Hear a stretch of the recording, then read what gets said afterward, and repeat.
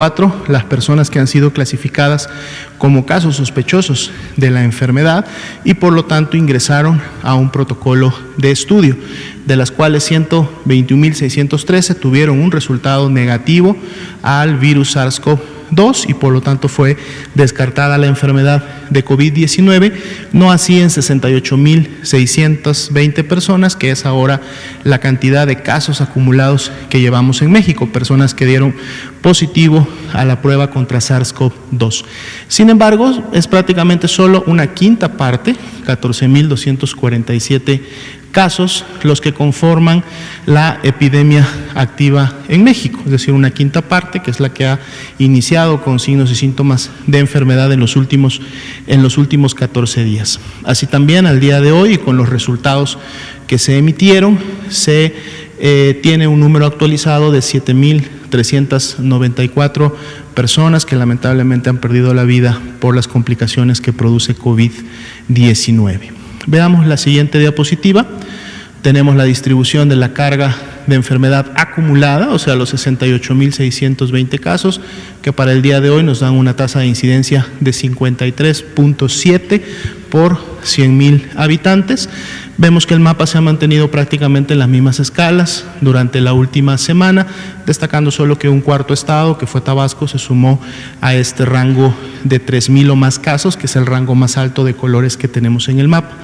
Si vemos la siguiente diapositiva, tenemos esta misma carga, pero distribuida en orden descendente, para poder identificar rápidamente cuáles son los estados que han acumulado la mayor cantidad de casos. Esto vamos a ver que cambia cuando en su momento veamos la siguiente diapositiva, en donde vemos ahora sí la epidemia en México, la distribución de estos 14.247 casos.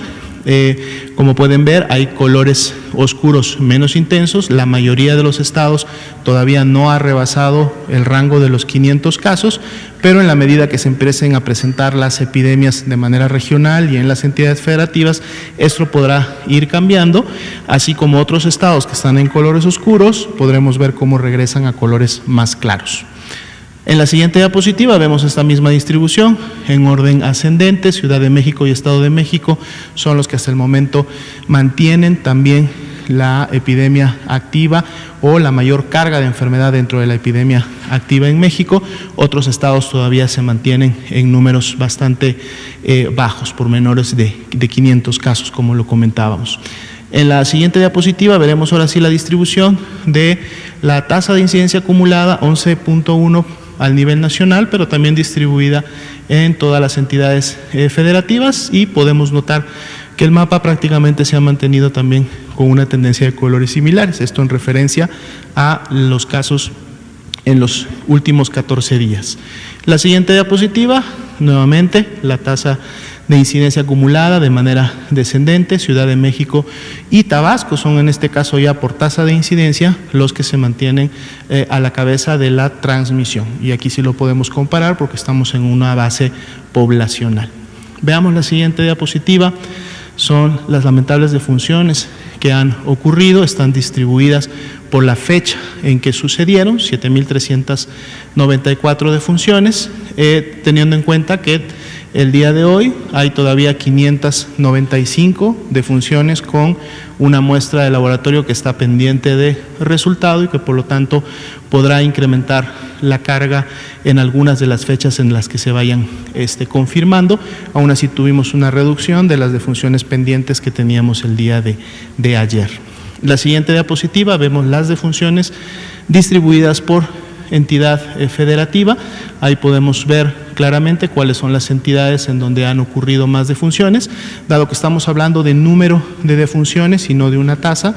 Esto también en su momento pudiera explicarse como en Ciudad de México y Estado de México, que son también las que concentran, sobre todo en la zona del Valle de México, la mayor cantidad de la población en México, pues lógicamente representa también esta carga de defunciones, así como los colores naranja claro que nos avisan que pudiera todavía haber un incremento de defunciones para cada uno de estos estados, de estas 595 que están todavía por confirmarse o descartarse dependiendo del resultado de la prueba.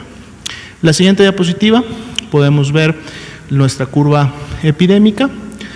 28.931 casos sospechosos, 68.620 confirmados, y cuando vemos, apilamos a ambos por fecha de inicio de síntomas, independientemente del color, podemos ver que esa tendencia todavía continúa hacia arriba, sobre todo siempre lo hemos dicho, los últimos días son días en donde todavía puede haber más casos, dado que no necesariamente una persona demanda atención médica en las primeras 24 horas de haber iniciado con los signos y síntomas, recordando que esta distribución es precisamente por la fecha de inicio de síntomas. Vamos a ver cómo se sigue comportando esta curva. La siguiente diapositiva veremos nuestra carga acumulada. El incremento de las últimas 24 horas fue de 4.2%, fueron 2.764 los casos que se confirmaron, y podemos ver la tendencia en las barras de color naranja que están en la parte inferior. Explico de qué se trata y agradezco públicamente al presidente por hacer mención de esta distinción al país. Realmente la tomo más como una distinción al país que a la persona.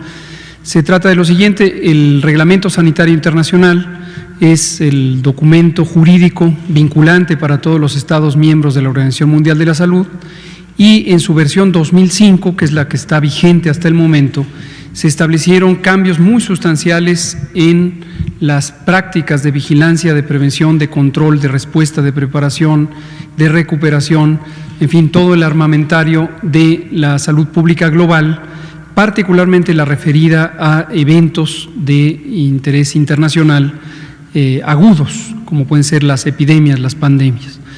Y entre sus consideraciones, este reglamento considera que se debe establecer un grupo de personas expertas, y se llama así la lista de personas expertas, que representen a las distintas comunidades profesionales del mundo y que participen en los distintos procesos de reflexión, de análisis, en su momento también de examen de las respuestas que tienen tanto los países como la propia organización ante este tipo de fenómenos. Las personas se invitan en carácter de personas expertas, no hay una cuota de nacionalidad, ni tienen que ser necesariamente funcionarias y funcionarios de gobierno. En el caso de lo que ocupa ahora es la invitación, ha sido dirigida al Gobierno de México para dar la anuencia de que el doctor Hugo López-Gatell se integre a la lista de expertos internacionales en una capacidad específica que es epidemiología de las enfermedades infecciosas, que efectivamente es mi formación profesional. Había tenido el privilegio de haber sido considerado originalmente para esto en 2013, en su momento se pidió la anuencia al Gobierno de México y por alguna razón parece que no hubo entusiasmo al respecto. Ahora tengo el privilegio de haber sido invitado nuevamente, y la carta de invitación se le formula al Gobierno de México para que, si da la anuencia, entonces me contacte de manera directa a la Organización Mundial de la Salud y se cumpla el proceso. La postulación la hace la Organización Panamericana de la Salud, que es la oficina regional en el continente americano, se procesa en las oficinas correspondientes del reglamento en la Organización Mundial de la Salud, en Ginebra, Suiza, y finalmente se toma la decisión. La encomienda es una gran responsabilidad porque obviamente tiene que ver en el contexto de esta pandemia. En su momento anticipo que entre las ocupaciones que habrá será el análisis de toda la respuesta y para obtener lecciones aprendidas útiles, no solamente para México, sino para todo el mundo, sobre cómo cada vez podemos tener mejores capacidades aprovechando las mejores experiencias de cada país. Bueno, para mí es un enorme privilegio, una distinción, tengo absoluto respeto por la Organización Mundial de la Salud y desde luego aceptaría con gusto, una vez que sea formalizada la anuencia del Gobierno de México, que tendrá que ser turnada a través de la Cancillería, y en cuanto me contacte la organización, pues estaré presto para cumplir con esa encomienda. Quédate en casa. Gobierno de México.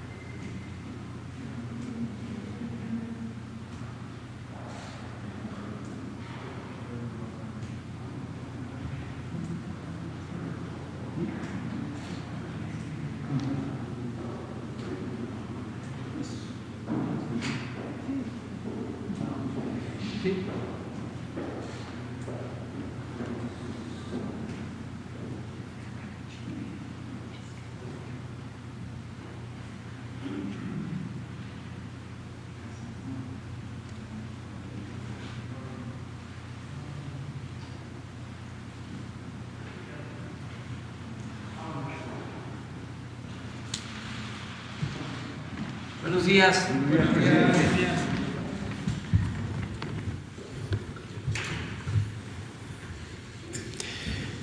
Bueno, iniciamos la semana, esta semana que es la última de la tercera etapa de la sana distancia. Ya nada más es esta semana y agradecerle mucho, como siempre, a la gente por su buen comportamiento. También, pues, nuestro pésame a familiares de víctimas de la pandemia, nuestro abrazo a los enfermos, decirles que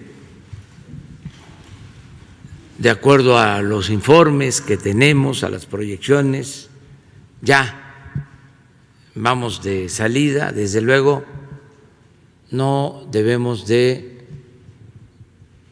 confiarnos, no relajar las medidas de prevención, seguir las recomendaciones hasta el fin de semana que termina esta etapa. Y vamos a estar informando esta semana sobre lo que sigue. Por ejemplo, en esta semana se va a informar sobre la posibilidad del regreso a clases en algunas regiones, en algunos estados, a partir del comportamiento de la pandemia y mediante acuerdo con maestras, maestros, padres de familia, autoridades locales, de acuerdo a las características de cada región, lo que está aconteciendo en todas las regiones de México. Vamos también a seguirnos preparando para el reinicio de las actividades productivas, para impulsar la actividad económica con cuidado, para que no tengamos problemas posteriores, siempre apegados a los protocolos de salud, pero ya se va a ir abriendo el país a la industria de la construcción, a las actividades mineras, a la industria automotriz, que está vinculada a Estados Unidos, a Canadá, y desde luego lo que tiene que ver con el esparcimiento, la actividad deportiva, el regreso poco a poco a la nueva normalidad. Eso lo vamos a ir ya definiendo en esta semana. Vamos a comenzar con Ricardo Sheffield para que nos informe quién es quién en los precios, cómo está la situación en el precio de los combustibles y de otros alimentos o productos que se consideran básicos. Y luego informamos sobre el avance en la construcción del aeropuerto Felipe Ángeles y en la refinería. Y a partir de ahí abrimos para preguntas y respuestas. Buenos días, señor presidente. Buenos días a todas y a todos ustedes. ¿Quiénes quieren el precio de la gasolina? Como lo hicimos el lunes pasado y volvemos a señalarlo, estamos presentando los precios de los combustibles regionalizados, que es en base a la logística de Pemex para la distribución del combustible, y de esa manera podemos por regiones comparar mejor los precios entre los diversos proveedores. Por tanto, si vemos la gasolina regular, tendremos en las 8 regiones cuál es el precio más alto en este caso y cuál es el margen que se tiene en esa gasolinera. Y luego señalamos de manera particular, que en este caso es de la zona noroeste, cuál es el precio y el margen más alto en general del país, que en esta ocasión es de franquicia Pemex, Esmeraldo González Clark, Quiriego, Sonora es el lugar, con un precio al público de 19 pesos 32 centavos por litro y un margen de 2 pesos 63 centavos. Y luego tenemos para la misma gasolina regular cuál es el más económico por cada una de las regiones. Podemos ver que la región noroeste, aún el precio más bajo, tiene en esta región un margen bastante alto, 2 pesos 46 centavos, con un precio al público de 16 pesos 23 centavos. Pero la más económica es franquicia Pemex, Autoservicio Jano, en Veracruz, con un precio al público de 14 pesos 41 centavos y un margen de 16 centavos. Ustedes ya irán viendo cómo la regionalización nos permite ubicar con mucha precisión en qué regiones donde les gusta pasarse de rosca a los gasolineros. En la gasolina premium, Pemex Serviávilas en Angostura, Sinaloa, tiene el precio más alto, 20.99 por litro de premium, con un margen de 2 pesos 83 centavos. Otra vez estamos hablando nosotros de la región noroeste. Franquicia Pemex tiene el precio más bajo para la premium, combustibles de la cuenca de Papaloapan, en boca del río Veracruz, 14 pesos 54 centavos por litro, con un margen de 34 centavos. En el diésel, el precio más alto, franquicia Pemex, estación de servicios Temazcal, en Tichiqueo, Michoacán, con un precio al público de 21 pesos 86 centavos por litro y un margen de 4 pesos 56 centavos, Los Angelitos, altísimo el margen. Y lo comparamos con el más económico, que lo encontramos en Veracruz, donde franquicia Pemex Combustibles Portes Gil tiene a 15.56 el litro de diésel, con un margen de 41 centavos. Vamos ahora a verlo por marcas, es el promedio nacional sin considerar la zona fronteriza, y el precio más alto es Arco, Redco, Chevron y Oxogas, tienen los promedios de precios más altos.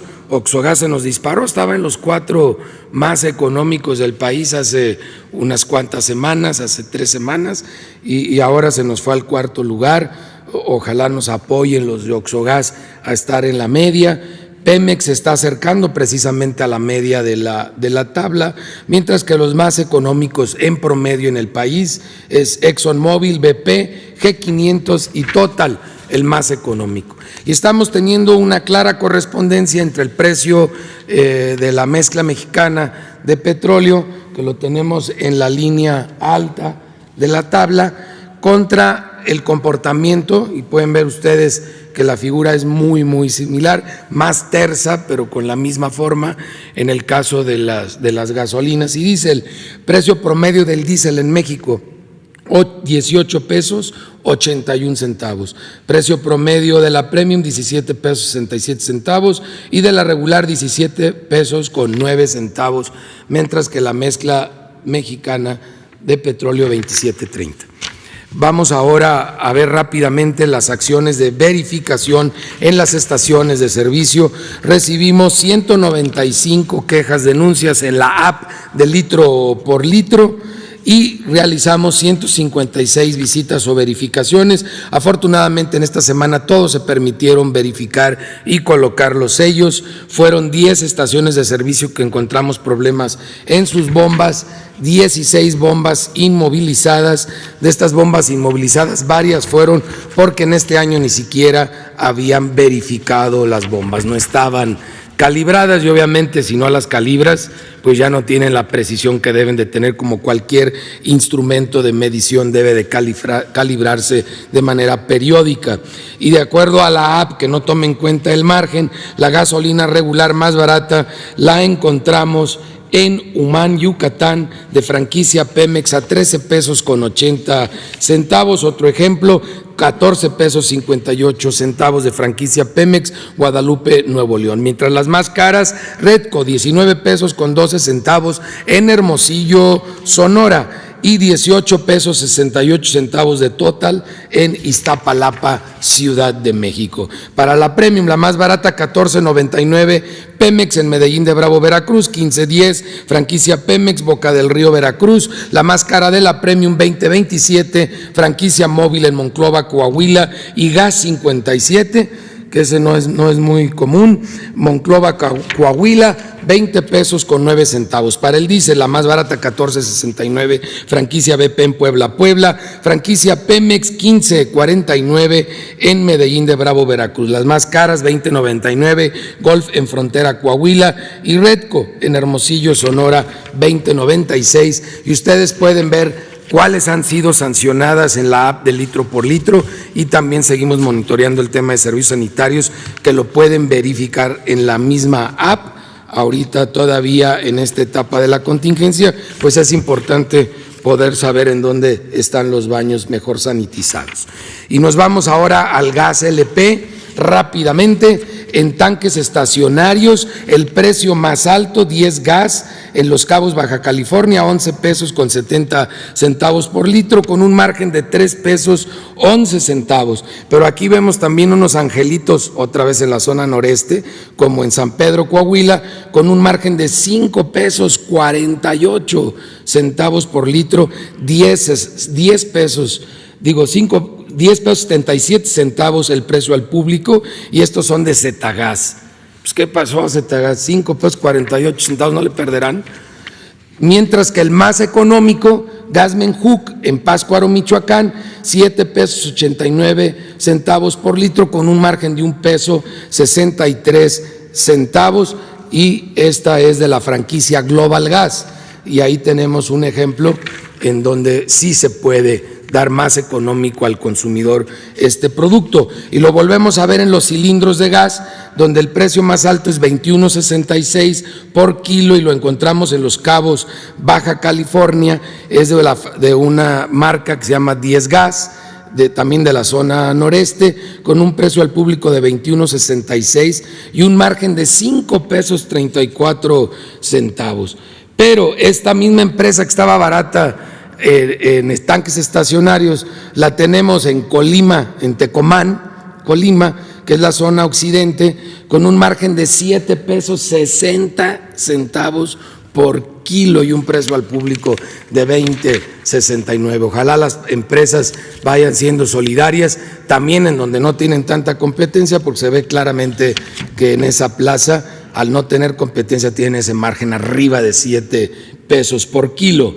Y el más económico, Gas Express Nieto en Cuitzeo, Michoacán, 15 pesos 19 centavos por kilo con un margen de 6.67. Ahí todavía nos podrían apoyar